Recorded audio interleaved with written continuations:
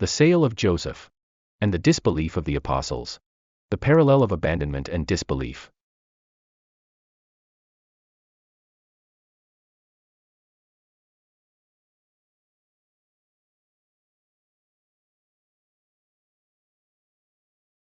In both stories, the starting point is an act of betrayal and abandonment, which seems to contradict God's promise.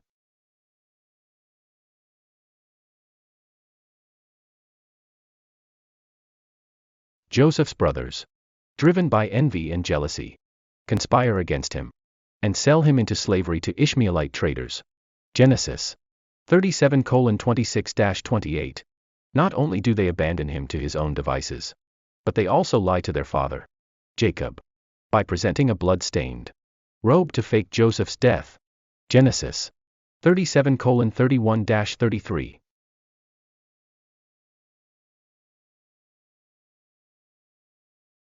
This act of abandonment is the culmination of a deep disbelief in Joseph's special purpose, symbolized by his dreams of authority and leadership. Genesis 37:5-11.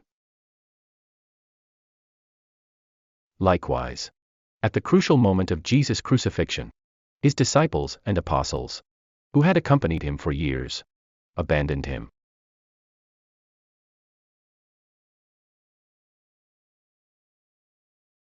On the night of his arrest in Gethsemane, Jesus asks his disciples, "Are you still sleeping and taking your rest? Behold, the hour has come, and the Son of Man is betrayed into the hands of sinners." Matthew 26:45. The next moment, all the disciples left him and fled. Matthew 26:56.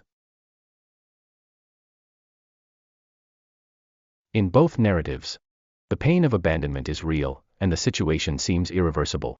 The betrayal of Joseph's brothers leads to years of suffering and servitude in Egypt. The apostles' flight and denial leave Jesus alone on his final journey, and the future of his mission seems uncertain.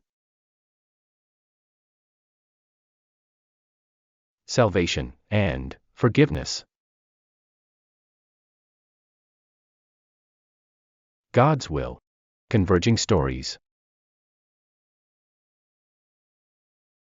It is at the end of both narratives that God's will is powerfully manifested, transforming abandonment into salvation, and disbelief into a new beginning. Joseph, after years of suffering and perseverance, rises to become second in command of Egypt. Genesis 41:41. He becomes not only a leader, but also an instrument of God, in saving not only Egypt but also his own family from a great famine that was ravaging the region. When his brothers come to Egypt seeking food, they do not recognize him. After testing them and seeing the change in their hearts, Joseph reveals himself and, in an act of extraordinary forgiveness, declares, "Do not be grieved or angry with yourselves because you sold me here, for God sent me before you to preserve life." Genesis 45:5. He then forgives them and brings them to Egypt, reuniting the family and ensuring the survival of the people of Israel. The brothers' betrayal, painful as it was used by God to fulfill a greater purpose. Likewise, Jesus' resurrection transforms the apostles' abandonment and denial into a call to redemption. After his crucifixion and apparent defeat, Jesus rises again and appears to his disciples. His first appearance to them is not one of rebuke, but of peace and forgiveness. He greets them with, "Peace be with you."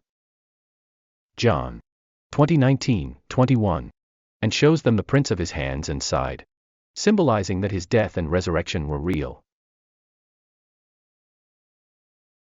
He does not condemn them for abandonment, but commissions them, saying, "As the Father has sent me, even so I send you." John 20:21. This act of forgiveness and restoration is the basis for the continuation of God's work, which would not be accomplished by judgment but by grace.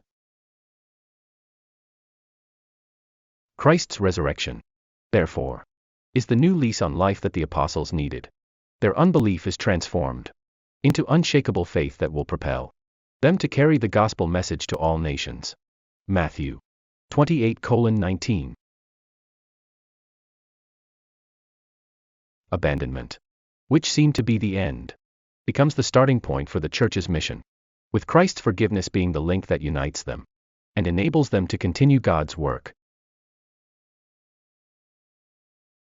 God's sovereignty over human action. Joseph's story demonstrates that human evil and error can be transformed by God into a greater good, saving not only a family, but the seed of the chosen nation. Christ's resurrection reveals that even the abandonment and denial of those who loved him cannot stop God's plan. On the contrary, forgiveness and the new commission given to the apostles show that the plan of salvation is based on grace, not human perfection.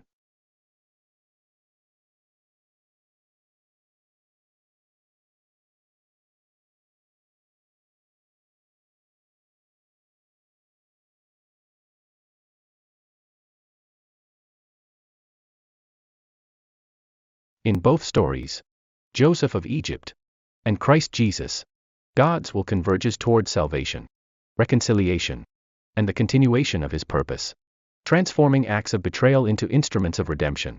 What appears to be the end is, in fact, a new beginning, demonstrating that God's sovereignty prevails over human weakness.